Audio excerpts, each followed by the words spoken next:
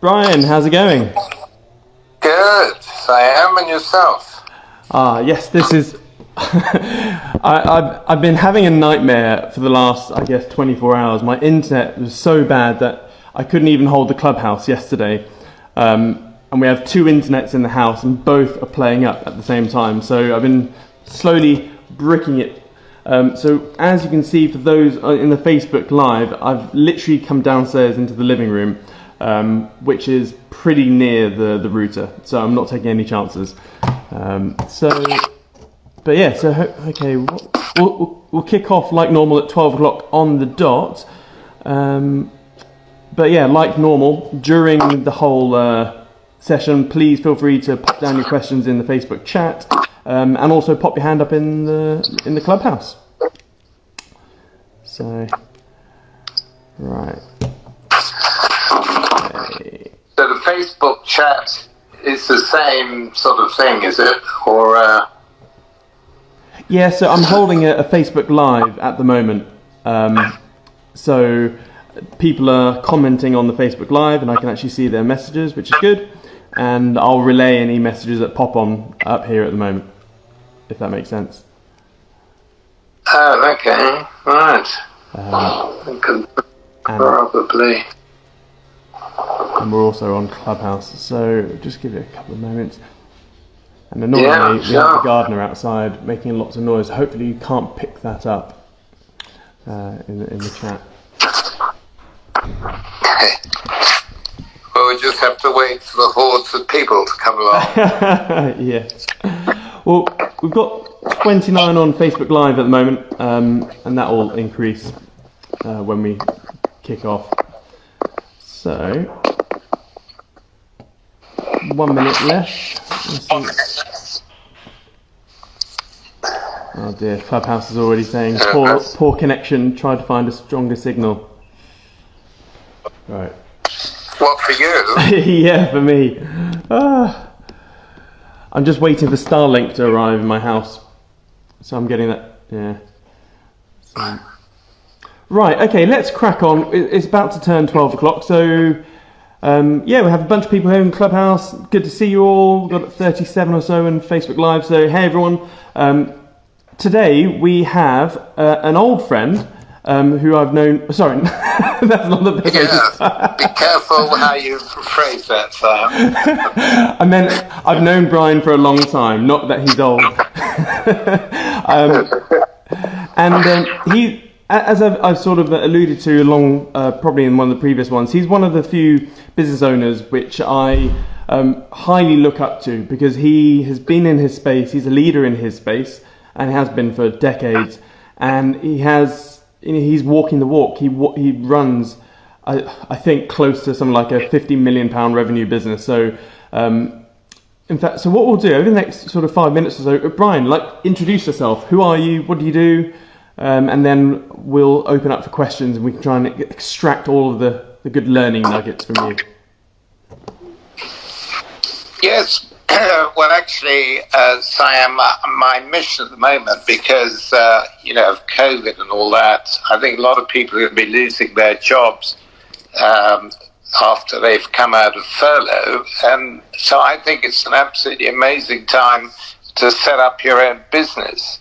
And I set up my own business back in 1982 in barcoding business, tracking things across supply chains and what have you. I suppose I was one of the first people in the field, and gradually developed the business up until the end of the 80s, when I needed to look for new markets to conquer, if you like.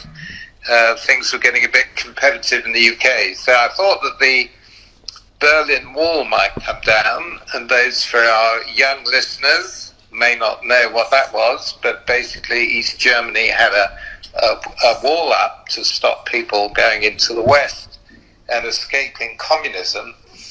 And it seemed to me that relationships with the East were thawing with Margaret Thatcher and Ronald Reagan and Gorbachev, and therefore the market might open up in Eastern Europe. So I went out to exhibit there, see if I could make some connections, And sure enough, in 1989, the wall did come down, and I was able to take my connections out of state-run businesses, give them shares, set them up as a joint venture, give them money, best business practice, and start working. Now, of course, in those days, nobody really heard of barcodes, and so we had to kind of start selling weird things to make some money. So in Hungary, I started selling cassette ribbons for printers, carbon paper, which we don't really hear of much anymore. In Russia, I started selling banknote counting machines. In fact, we were so successful there that the American provider eventually took notice and kicked me out and came in and started selling directly. And I also started to get domestic cable manufactured in Russia and sold into the UK. And that was fine until the factory I was buying from, the women's staff, there were 60 of them, all laid down in front of my train on the railway tracks to stop the train leaving the station. Because of, they wanted more money and stuff like that. So that started to delay my supplies. My UK customer got a bit pissed off and decided to disconnect. So eventually, after 7 years, barcodes did come to Eastern Europe, and we've just grown from there. We're the dominant player there, and all is pretty good, really. In spite of COVID, we've had quite a good year, so I'm hoping 2021 will be great. But I think what may be more interesting is I read this book, Raise the Bar, Change the Game, about my story in Eastern Europe and the barcode business. And I've used that to be like a primer for entrepreneurs, so that they can learn from my mistakes and failures. And so unlike a normal business book, if you like, it's real time, it's real experiences rather than just theory. And I've just turned that into an online course that I hope will be available in the next couple of weeks or so. So that's basically me, I guess. Awesome. Okay, so how many staff do you have? Like, do you have warehouses all over Europe, or? No, I have 221 staff at the moment. But what we do is, I suppose I didn't really say. So we provide total solutions based on barcodes and tags for tracking people or goods, whether it's in retail, whether it's in transport logistics or warehousing, distribution, manufacturing, right across the whole spectrum, I guess. So we would supply hardware for scanning barcodes, we'd supply software for the application, Wi-Fi infrastructure, services, support, the complete 9 yards, really. Okay, and so were you... So when you're like running into Russia and Eastern Europe, etc., were you always operating like from an office in the UK, or like I've never run an international business. I have no idea. Like how did you do it?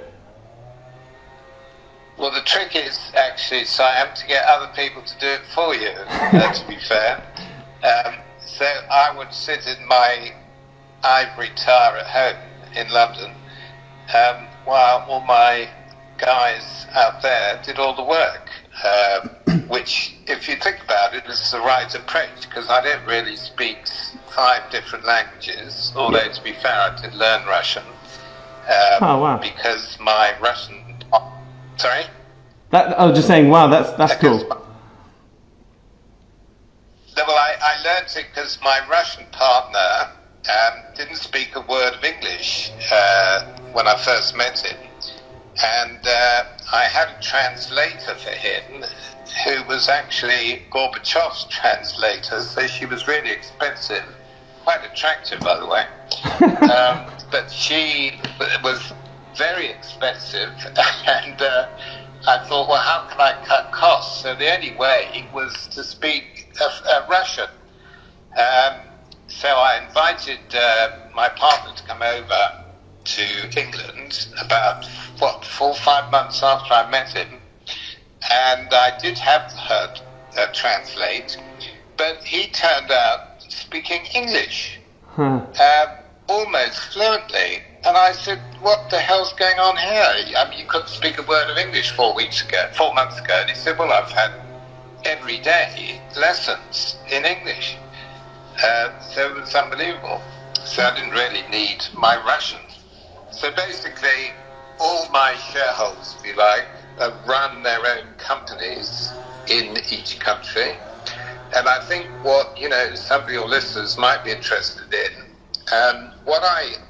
how I motivated them to grow their own business was I actually gave them majority shares, which a lot of people have criticized me for, thinking that's a bit stupid, otherwise I don't get control.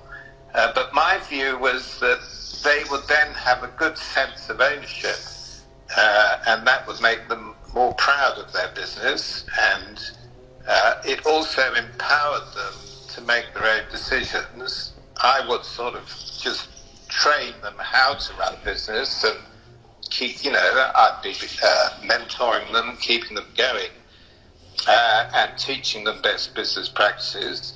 But at the end of the day, they'd be making decisions based on the overall strategic direction of the company that I would give. And I mean, that's basically my role, to take the company into the right direction.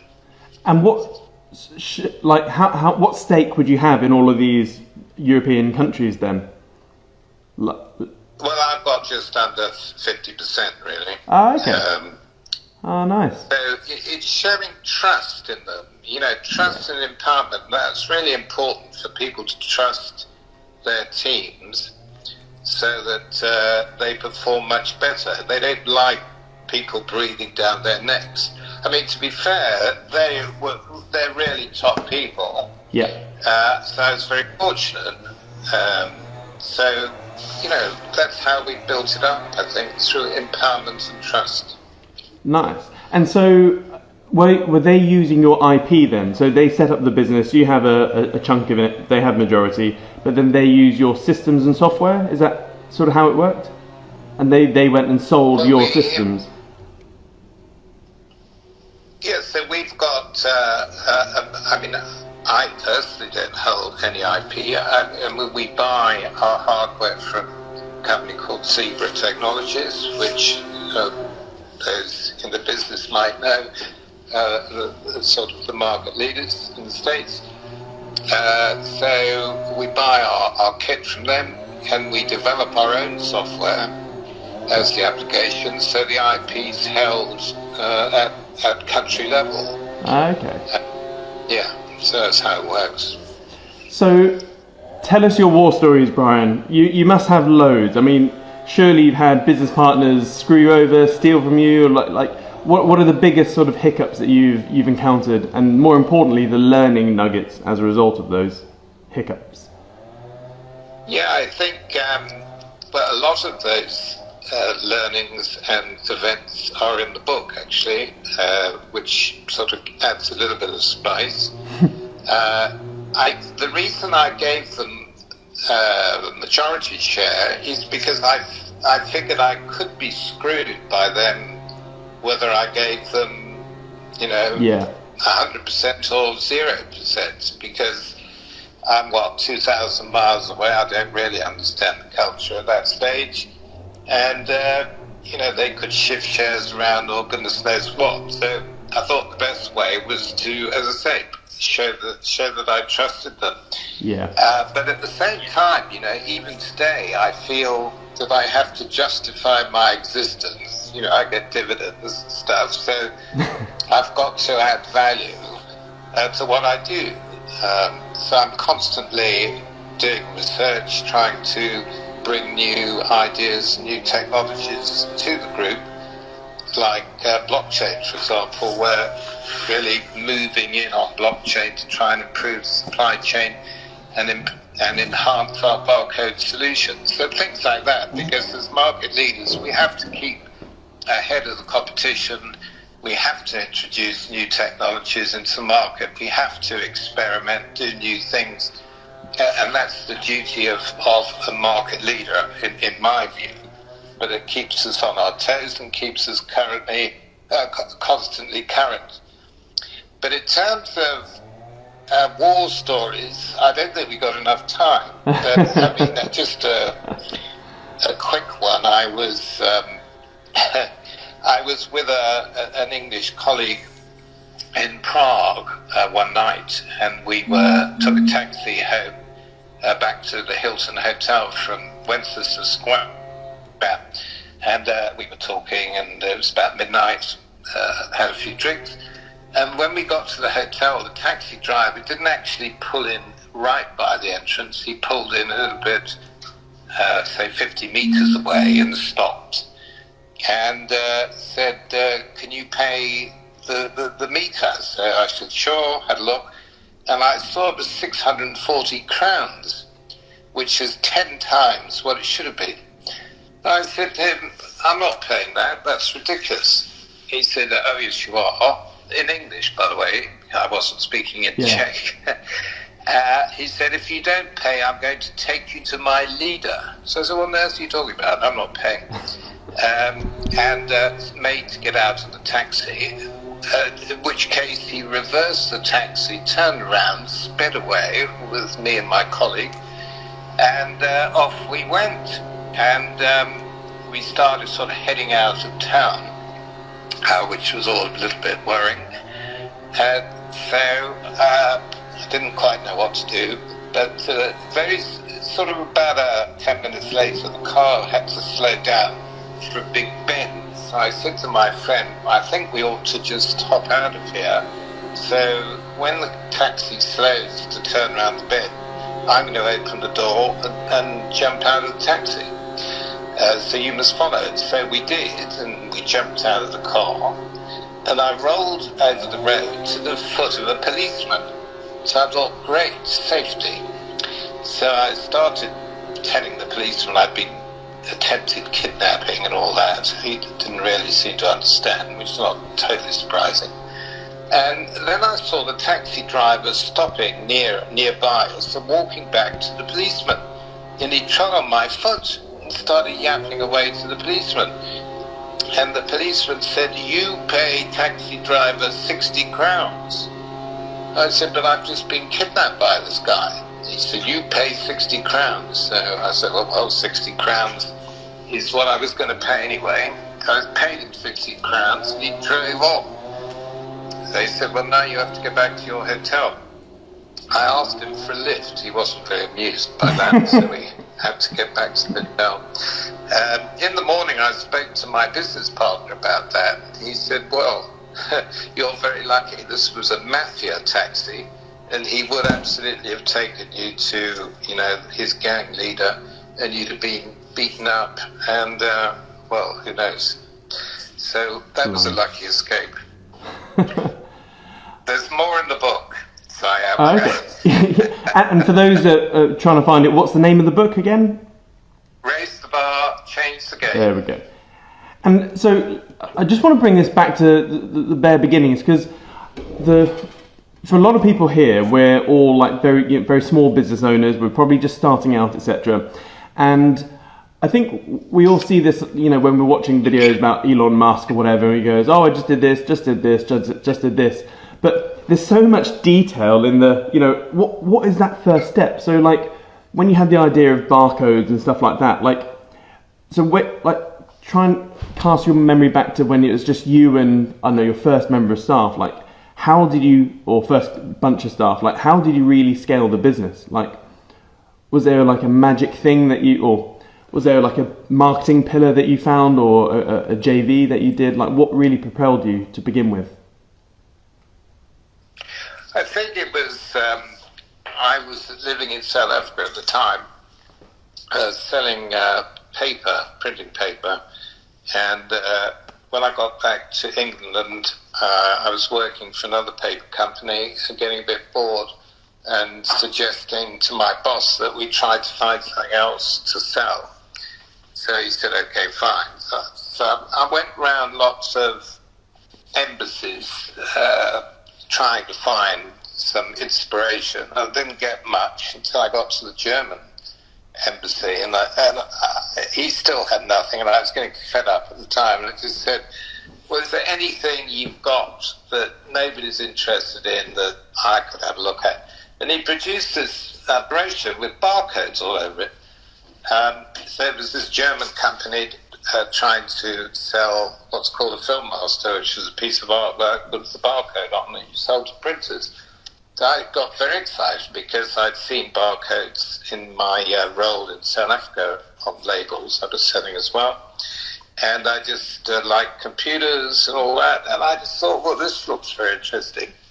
I said, well, I'll take that. And the German company was really interested, flew over the next day and trained me up, and in Germany, in fact. And this was the beginning.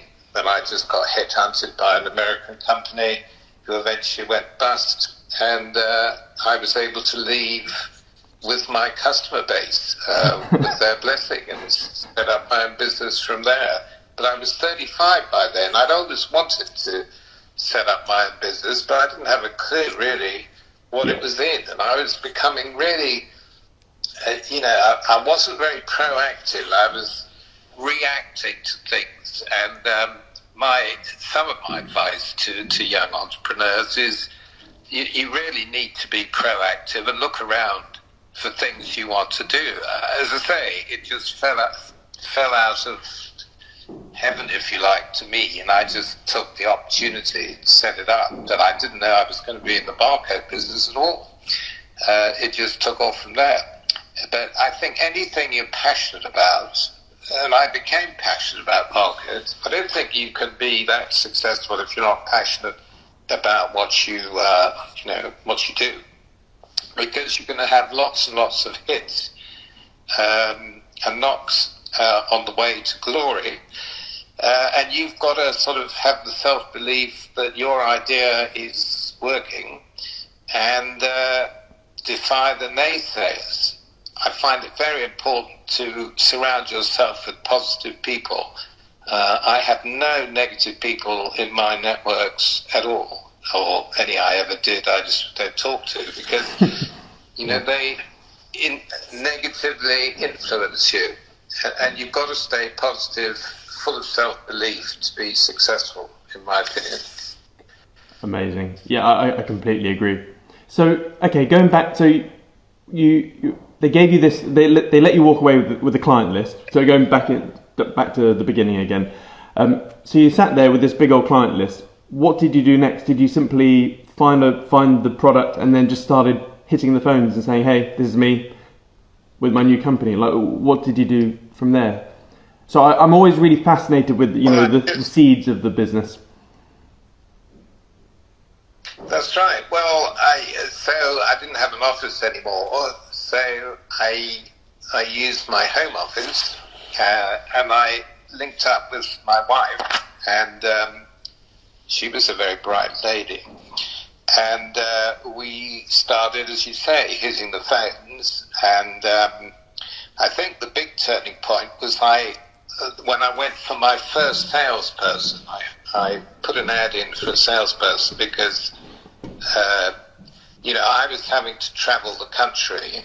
The sort of business we were doing really needed face-to-face contact. So I'd get up at, say, 6 o'clock in the morning. I'd get in my car, and my first appointment would be 9 o'clock somewhere. Even if it was Scotland, I'd get there by 9 o'clock. I'd have my next appointment at 10:30, another one at 12, have a lunch break, or travel to the next town, ready for a 2 o'clock appointment, and then at 3:31, and then I think everybody was fed up with seeing me, so that I'd have to go home. But I mean, I could travel 300 or 400 miles in the one day, and then do it all again the next day, and that's really what you had to do. And that was, I couldn't really scale the business so much just doing that, so I'd have to hire another salesperson. And I was so lucky because this very, very brilliant girl came along and applied for the job, and she was amazing.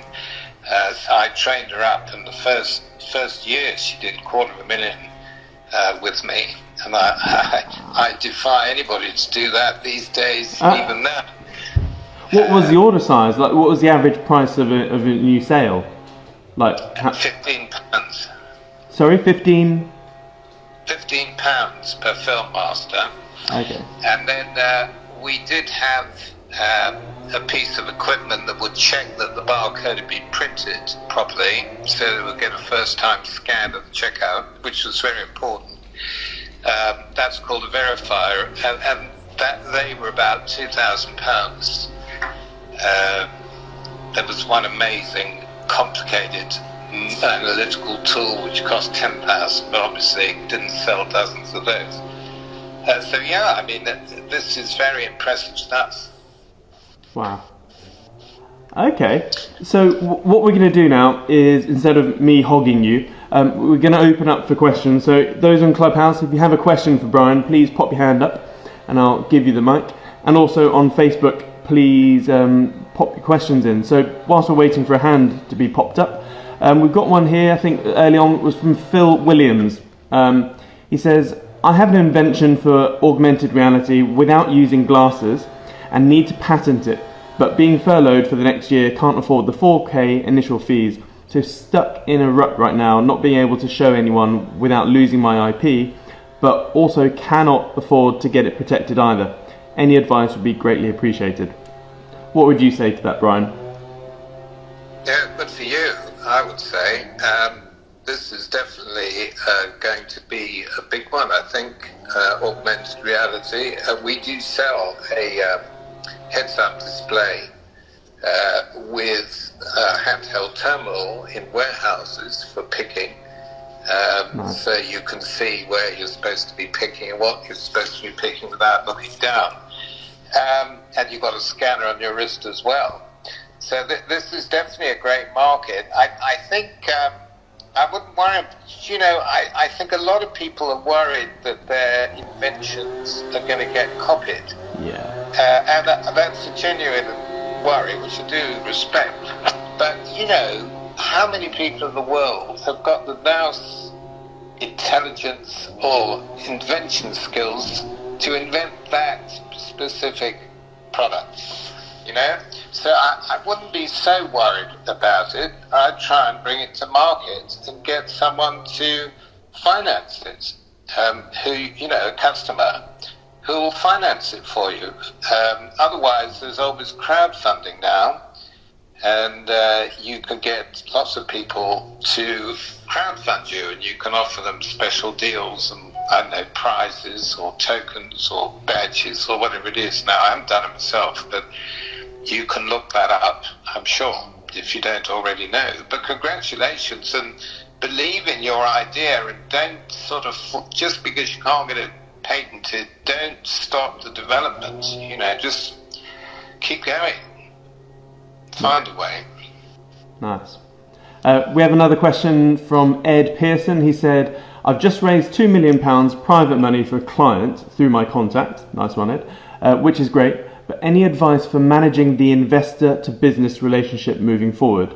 Any key themes that would be great focus for the ongoing relationship over the 50 months they're in for? Yeah. External investors are a tricky bunch, I think. And, you know, I don't know if they're friends or friends of family or just third parties with no connection. But I think it's very important to find out what their goals are, what their investment policy is, what kind of rate of return they want, and when they want to exit. So I would set the ground rules at the beginning, and make sure there are no conflicts of interest, and that you can achieve what they want you to achieve. Otherwise, there's going to be huge pressures throughout the relationship, and that can start causing bad feeling and things going wrong. So it's a very delicate relationship to handle, but I think if you manage each other's expectations from day one, the path will be a lot easier. And having a personal relationship with them, I think, is really important. Get friendly and what have you. That's key. But of course, nothing breeds success like success. So the more successful you are, the happier they're going to be, the less problems you're going to have, obviously. Yeah. Good luck. Yeah, it's also tricky raising money for someone else, because if that person that you've raised money for screws up, the people that you raise money from, they're going to be pointing, they're going to be killing the messenger, so to speak. So, yeah, it is a tricky one. So, Brian, have you ever raised money before? Actually, no. Amazing. No, I haven't. But we've never gone into debt because we've never needed to. I suppose I could have raised money and grown more, whatever, but quite honestly, I like the dividends. So I think anybody buying me one day, I think, could make a lot more money because they could invest and we could grow. There are all sorts of places we could grow if we wanted to. But funny enough now, I've got a lot of connections, people asking me to go on their advisory boards and help them raise money. So I am actually starting to raise money for other people, but not for myself. So, but yeah, it can be a thankless task and it's quite stressful. Wow. And so do you have an exit plan for your business then? What is the succession plan? Like, obviously broadly speaking. Yes, well, we're talking about that at the moment, I think, because I'm probably not going to go on forever. So we are discussing a succession plan. There are plenty of candidates within the business who could take over from me. Nice. Most definitely. And I do recommend that all businesses look at a succession plan, even in their early stages, because it's pretty important, especially if you want to sell out. The buyers are going to be looking for a great management team when you've gone. So that is something I'm working on now. And of course, ultimately, I'd like to sell my shares anyway. It's up, but I've got 14 other shareholders who all have different ideas of their future, and they love their jobs and they're very successful and they're young guys. So, but I'll have to see what the future holds. Is an IPO on the cards at all? A what? An IPO. Have you considered floating it on the stock market? Oh, an IPO. Oh, no. Oh, my God. The cost of going on the stock exchange. I've thought of that, over the years, but far too much management time wasted. And my sort of business doesn't work well for short-termism. If you sell shares to the public, you've got to have quarterly results, you've got to meet quarterly targets. My business is not like that. If we were a public company, I'd have got kicked off the board 100 years ago. So definitely not. An IPO is not for us. Amazing. And earlier you said that you're playing with Tangle now, so you're getting into crypto and innovating within your space. Are you able to share anything that you're doing with that anymore? Or? Well, yes, actually. I'm privileged to be on the advisory board of IOTA. Are you really? Yes. Holy shit, I didn't know that. Wow. I didn't know that. No, well, there you go. Jesus. And I'm really thrilled. And the reason is because, first of all, I think IOTA is probably the best DLT around, distributed ledger technology, because it's free, there are no miners, it's scalable, it's fast. So that's the IOTA Foundation out of Berlin.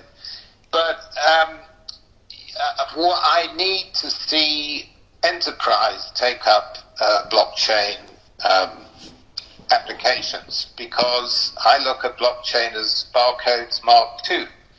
And it's going to change the world. And I mean, blockchain is the underlying technology of Bitcoin, as people probably know or not.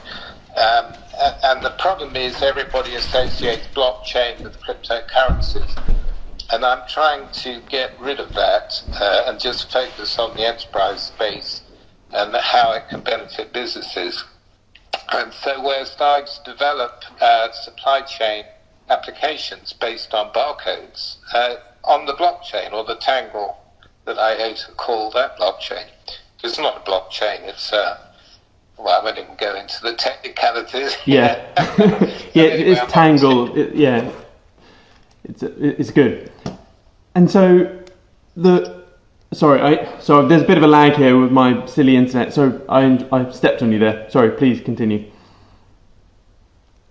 No, but that's it. So my mission in life now, actually, apart from to continue to grow my business in Eastern Europe, is to get enterprise using the Tangle or the blockchain for their applications, starting, if you like, with supply chain.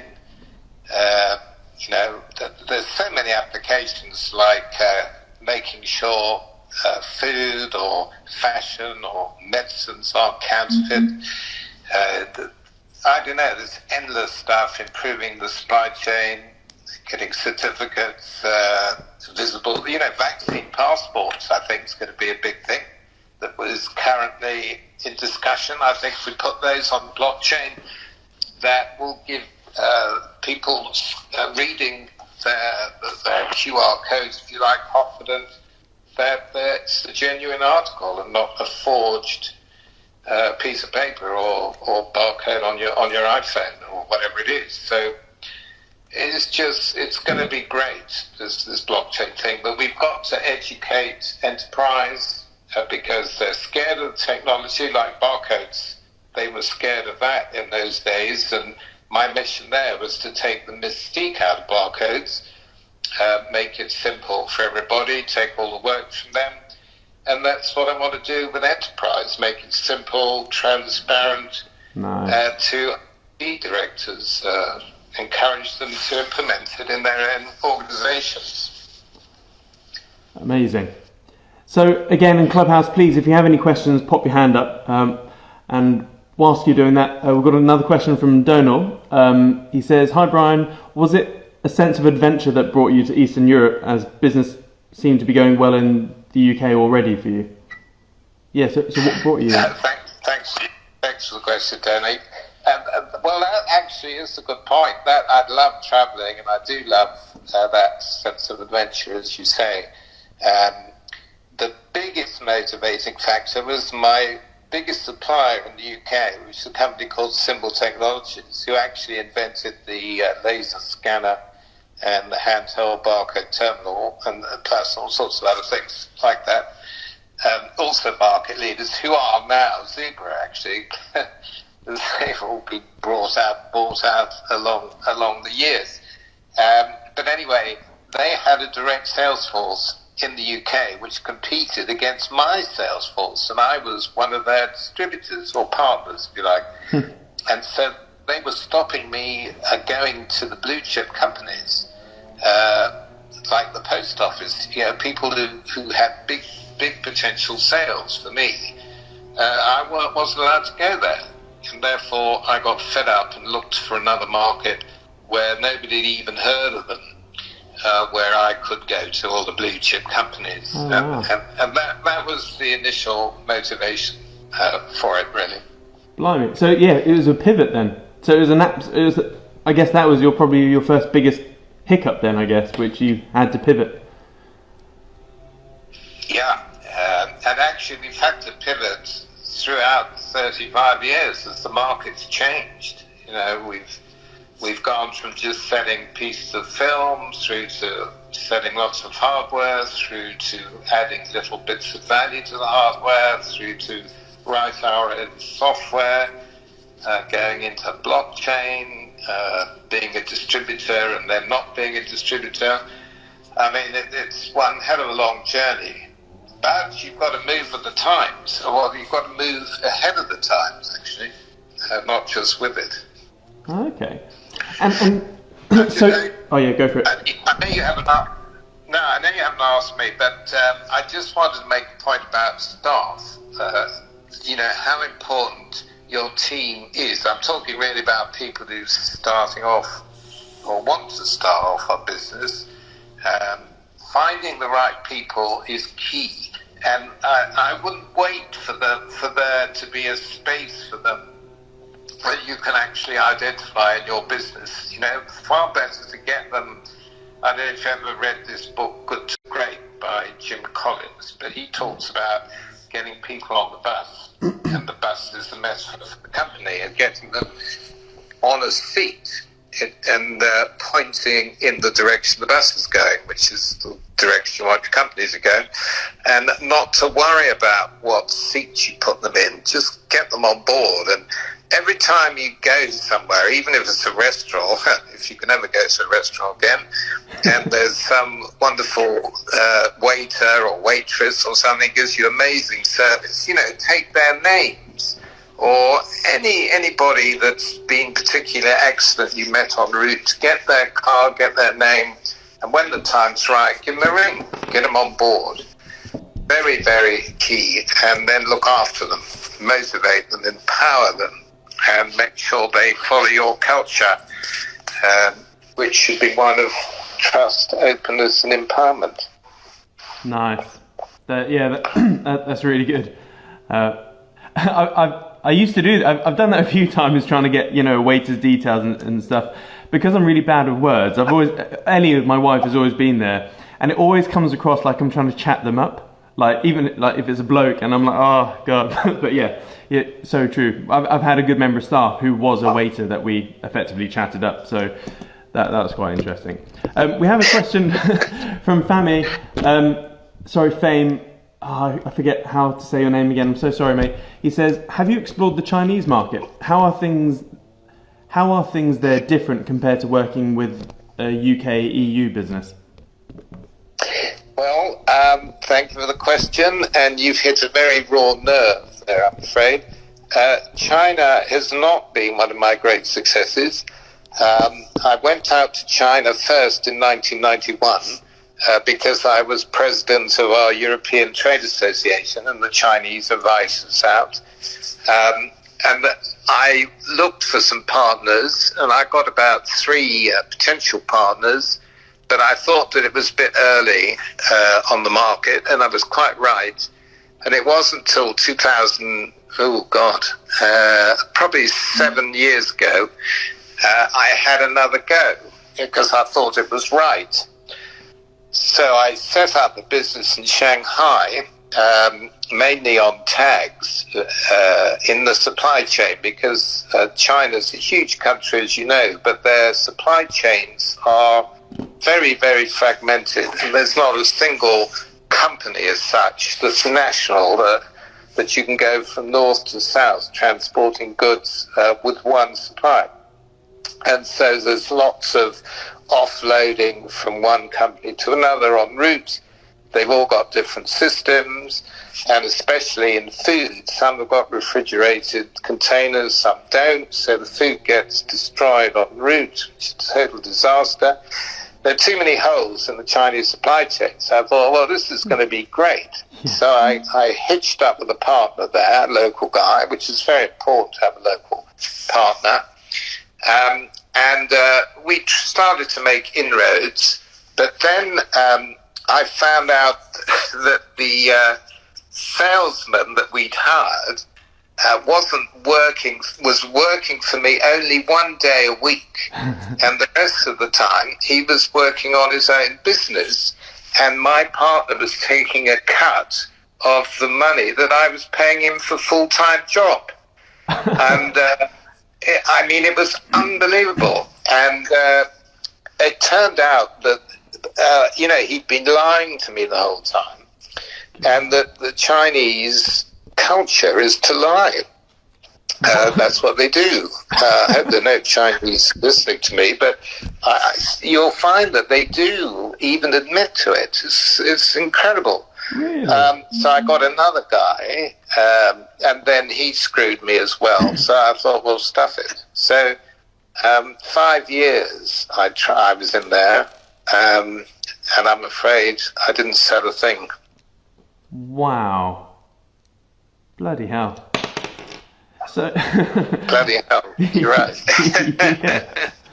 So I've seen with so on Facebook I see there's a bunch of people that I'm familiar with here, and I think this probably will help. So for a person running a B2B business with, let's say, between 1 to 5 mil revenue, what would you say is the thing that would help them breach that sort of 5 mil revenue glass ceiling? Like, how did you do it? Did you just blast straight through it, or have there been certain ceilings along the way? Like, what are the things that have helped you blast through your ceilings, so to speak? Yeah, this is a really excellent question, and it troubles a lot of entrepreneurs. Well, not only entrepreneurs. I mean, some people are trying to blast through $100 million of sales. So, same problem. I think first of all, you've got to scale up with the number of people. So you've got to increase your revenue. So obviously, taking the plunge and hiring more salespeople and better salespeople. I think you have to raise your standards, because you're going to need somebody to come in from outside who's been more in the corporate world, who's been used to bigger deals. Because if you're just doing $1 million or so, your average size deal, perhaps, or your maximum deal, may be only about 50,000, and you want it to be $1 million. So you're not going to be able to organically grow your guys to do that kind of business. So you'll have to import someone, and they're going to cost you more.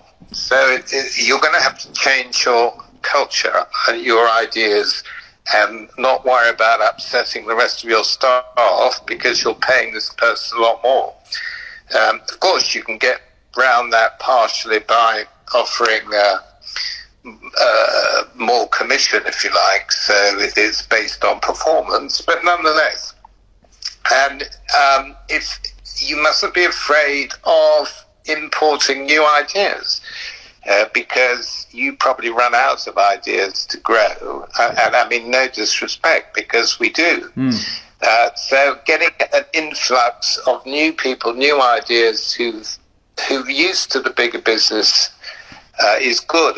And if you can afford it, get in a new managing director who's run a $50 million business, and how's he going to do it? So you may not be able to do it yourself unless you go into new markets, new products, something like that. But that's what I do. I haven't got all the answers, so I buy people who have, who've walked the talk, got the bigger deals.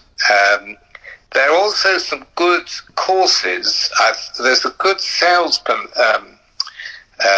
lecturer out there who talks about big ticket sales. I can't remember his name. Okay. But if you Google big ticket sales and go on a big ticket sales course, I think you'll get some good ideas from that as well. But selling a big ticket is different to selling lesser big tickets, if you get my drift. Yeah. I hope that helped. Yeah, it really does. And I guess, so you would do something like a big fat salary according to their, where you're headhunting them from, along with share options of some sort, basically. Well, everybody wants share options, which is great, and no reason why they shouldn't, and I'm a fine one not to preach that, of course.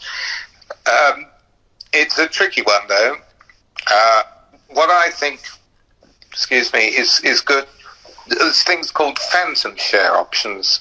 So you get share options, but only when the company's sold, and you can get dividends on the route. And if you think about it, what's the point in having a share except to sort of look at it, the certificate up on the wall? Yeah. Because it's worth nothing until the company's sold, right? Yeah.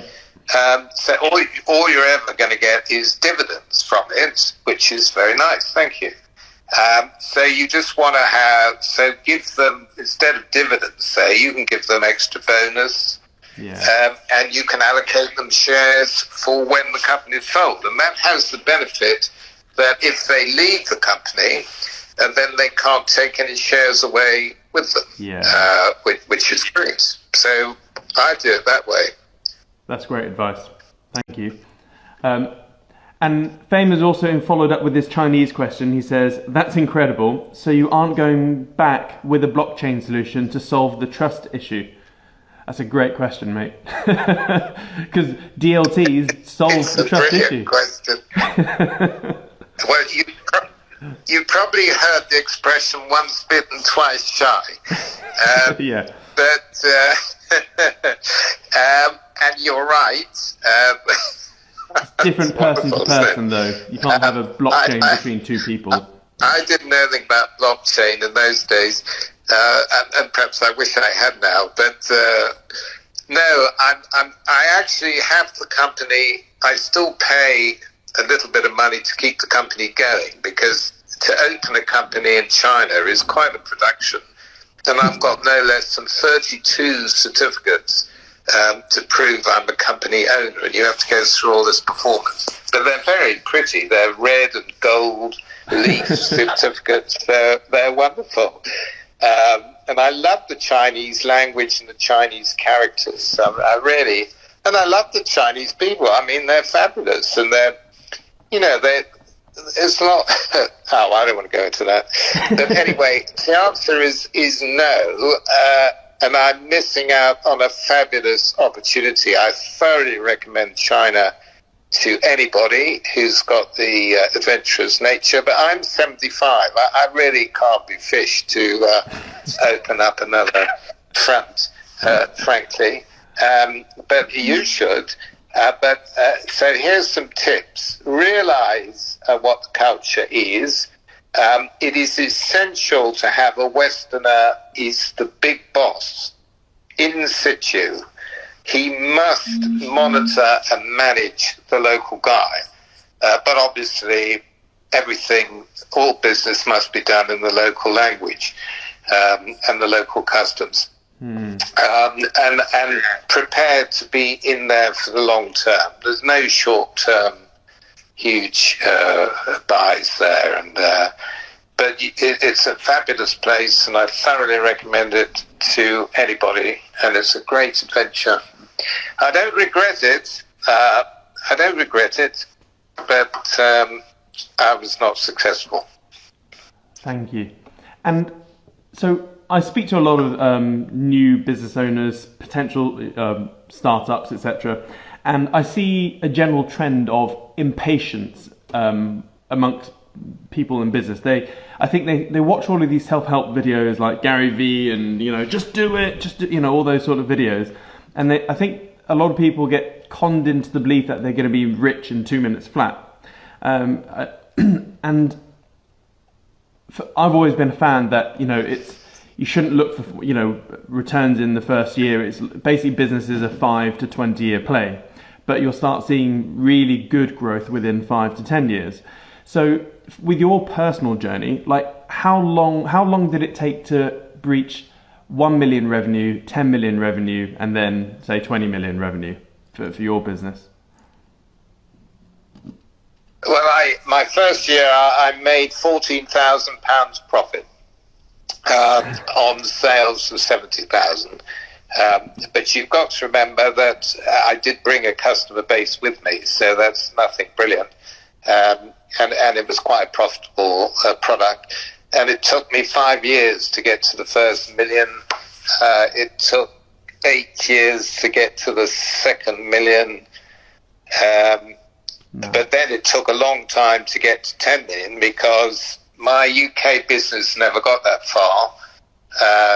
And once I went to Eastern Europe, as I think I said, it took 7 years before I really started to get any major traction there. So I can't remember how long it took to get to 10 million. But I think my business isn't necessarily a good example for everybody else to follow.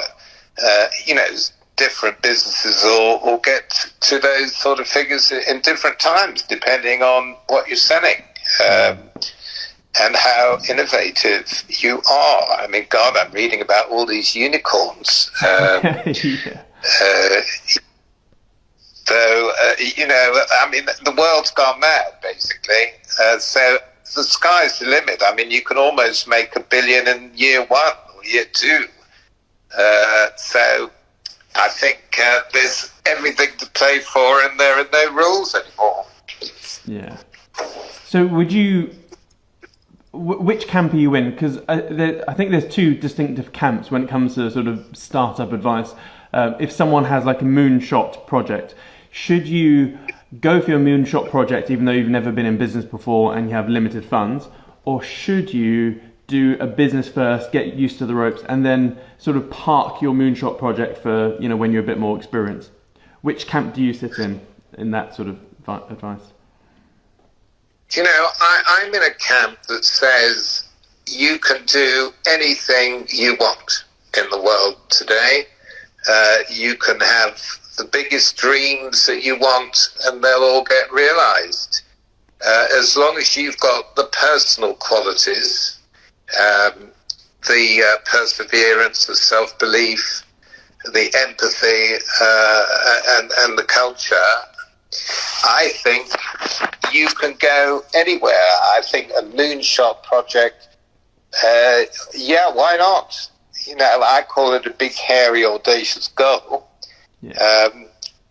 But, I would take that BHAG and project it out, say, 5 years, and then work backwards on how you're going to get there. I mean, of course, business experience helps. Of course it does. But I don't think it's the be-all and end-all, because a lot of people are intuitive. And as I say, if you've got the right personality and attitude, positive attitude, why wait? Just get on with it. As the famous Sir Richard Branson said, screw it, let's do it. Yeah. So, again, bringing it down into the weeds again. So let's say you are someone with a BHAG and you want to revolutionise X industry or whatever. And in fact, let's take Phil from earlier on in the comments. He said he has what do you say? He has a AR. 1 second. I think he said he's. Sorry, I'm just trying to find it. He said. Where you don't need any goggles. Yeah, that's it. Invention for AR without using glasses. So I assume he's got the tech, he's made it work, etc. So if you're in his boots and he doesn't have the money to, say, implement the business, would you just, what would your suggestion be? Just go out fundraising, basically. Well, yeah, but you see, his biggest danger is negativity. Like he's just said, he can't get it funded. So, I mean, okay, I'm drawing a conclusion that he might be thinking of giving up because of that. But I would say absolutely not. And he might be going to his friends and family saying, "Oh, what do you think of that?" And they're saying, "Oh, it's a load of rubbish," or they may not be. But I'm saying this. I've seen this so often. People are, demotivated by their friends and family who may be jealous or not got a bloody clue. Anyway, for example, if you take the Walkman, those that can remember it, if market research had been done by Sony, do you want to carry your music around with you? You'd probably say, no, what are you talking about? I love listening to it in the comfort of my own home. Yeah. The Walkman would never have ever been invented. So you've got to believe in your idea forever and ever and ever. And, okay, it's good to do some market testing if you can, see if there is a market out there. But if you believe that there is, who knows differently? I don't know whether there's going to be a market for something like that out there. It sounds pretty good to me. But why not just go for it? What's the worst that can happen? You're going to be back to square one where you are now. Yeah. And then you can invent something else. But, Yeah. That's my advice. Go for it. You've got to. Nice. And so for Phil, what sort of first capital raise would you aim for? Like, how much money should his first cap raise be for? Well, you see, if you want VC backing or something, nobody's interested in less than sort of £1 million these days, which I don't expect he needs for a minute. But nice to have, obviously. So I think when you're just looking at small sums, you've got to go to family and friends, haven't you? Yeah. Or you know, max out your credit cards, or you know, you won't get an overdraft from the bank, I don't suppose. They seem to be so low risk, it's pathetic. But anyway, no, you just got to graft and get it out there, or you know, get your supplies. I had to years ago develop some software to make these film masters.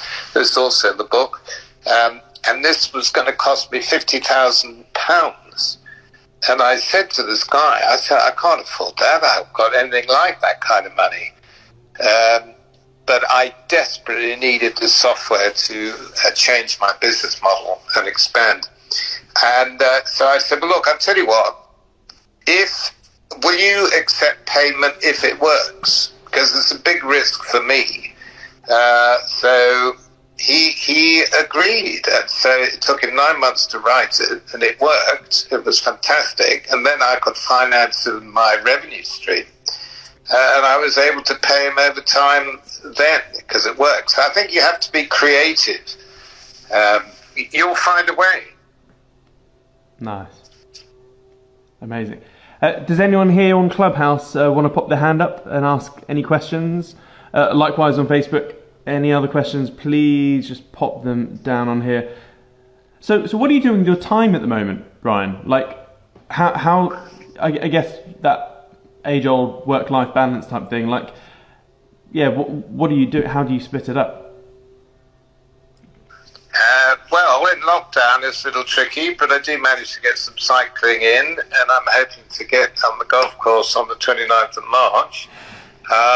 Meanwhile, it's been brilliant actually, because Zoom is, you know, I don't have to travel anymore, so I'm saving a lot of time, and I'm actually spending more time thinking about my company, and I'm working on the company rather than in. You know, we've had to find a way through COVID, so we had to come up with some, you know, quite innovative ideas. So I've been doing lots and lots of research. I've been doing a lot of blockchain promotions. I've been having a lot of board meetings, and then I've got friends who want to start their own business. I've been trying to help them with them.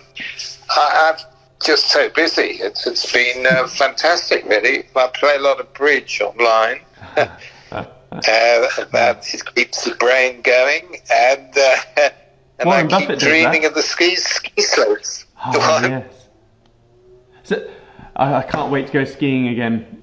Do you still do net ski? Well, I decided not to do it because I didn't think it'd go ahead, so I never joined up. Yeah. And even when it was postponed till March, I didn't think it'd go ahead. So, no, but absolutely, my name's down for next year. Huh. I hope yours is too. Yeah, I can't wait. I love skiing. So, casting our eyes forward, obviously you're very bullish on crypto and especially IOTA, etc. So with this new crazy world we're living in, like, what other markets do you see opportunities in? What, crypto or? Oh no, just in general, post lockdown, post, you know, all of this. I mean, are there, like, for example, dying industries would be, you know, commercial high street shops, the cinema. I mean, cinemas are screwed. Like there's all sorts of, like, mind you, travel agents that have had a hit, they probably won't go out. But I guess from where I see, I mean, there's going to be a huge explosion in tech across the board, like 3D printing to vertical farming, all that sort of stuff. I mean, are there any opportunities that you can also see other than crypto? Yes, I mean, I thought Phil's augmented reality is going to be a big one. Virtual reality is going to be a big one. Machine learning, robotics, these kind of things. I think most software is moving to the cloud because of online has taken off, online retail, online everything. So I suppose everybody's business has got to go online now, where possible. And the fact that we're used to not traveling so much, I think the world's going to change dramatically. They're going to be less traveling. So I'm a bit worried about airlines and the hospitality industry.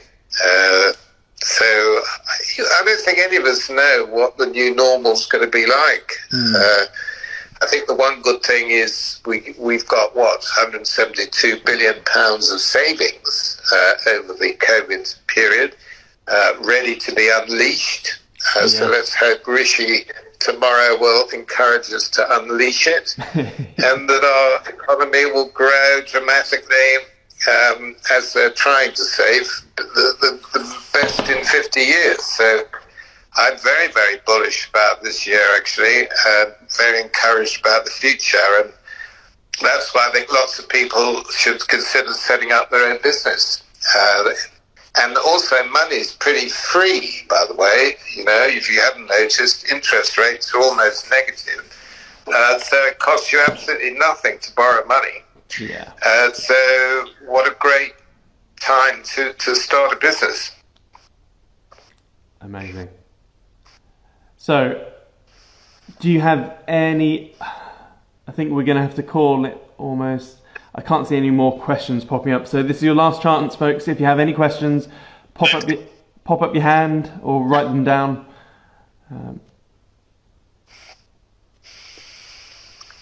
Cool. Okay. I think we're getting towards the tumbleweed. So yeah. We bored them enough, I think so. No, not at all. I personally have had some absolutely fabulous nuggets. Brian, so thank you for that, and you've also helped me in this.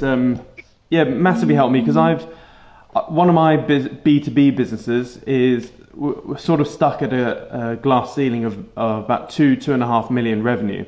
Now, annoyingly, lockdown has absolutely smashed us in the face. I think I mentioned it in a previous one. So, in the space of a 15-minute Boris announcement.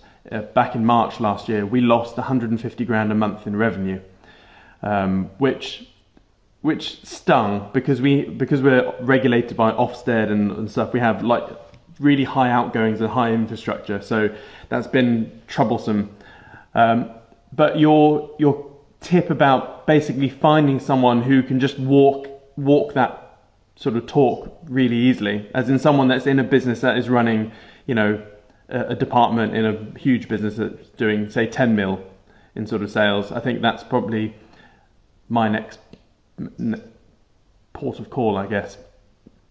Well, you're a serial entrepreneur, Siam. I don't know if you've got a partner, but I would have thought in your business, you've got so many, you must find it difficult to focus and split yourself in all these different ways. I know you work 26 hours of the day, but that's probably not enough. And you always give tremendous advice. If you had a partner, like a 50-50 share partner, and I recommend this to everybody, because this was a big mistake I made, because I'm a visionary, but I'm not a details man. So I'm your chairman, but I'm not your CEO, if you see what I mean. And I think all businesses need both. And so never be shy of getting somebody else on board who complements your skills. And yes, you probably have to give them a lot of shares or whatever, but it's well worth it, because I tell you, two people are stronger than one, and it's lonely at the top, lonely in your own business. You've got nobody to talk to, nobody to bounce ideas off, but bring this other person on board, And I think your life will change. Mine would have done, and I've never found that person, and I regret it. Oh, wow. Really? Blimey. And you were actively looking for a right-hand man? Or no, equal partner? I wasn't looking, and that's also a mistake. But, you know, things were different, 40 years ago. But, you know, there's so many success stories like, you know, Steve Jobs and Steve Wozniak of Apple. Yeah. What a great team. You know, they complemented each other. Hewlett and Packard, the printing and computer. I mean, you can go on and on and on and on. Even Warren Buffett's got a partner, as it were. Yeah. It's you know, if you can do that, it's brilliant. And it doesn't matter what's you know, when on the life cycle of your business you get them. Ideally at the beginning, but it doesn't really matter. Valuable thing to have on board. Amazing. Well, thank you so much for your time, Brian. It's very much appreciated. I'm pretty sure everyone here has got value from it today. I certainly have for myself. So, yeah, thank you. And I'm chuffed to bits that you're on the board of advisors for IOTA. I've got quite a bit of IOTA in my portfolio. So it's been growing lovely recently. So. Yeah. Yes. Well, it hopefully can. But I mean, you know, it's the slave to Bitcoin. What happens to Bitcoin will happen to IOTA possibly, or generally cryptos.